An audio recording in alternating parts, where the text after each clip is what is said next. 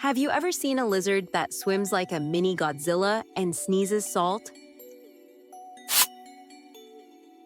But what is it? Before that, if you love marine iguanas, like and subscribe. These iguanas are the only lizards in the world that live part of their life in the ocean.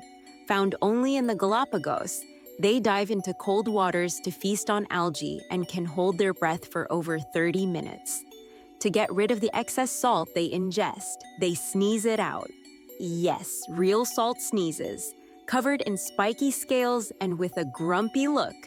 They're the ocean's tiniest, angriest dragons.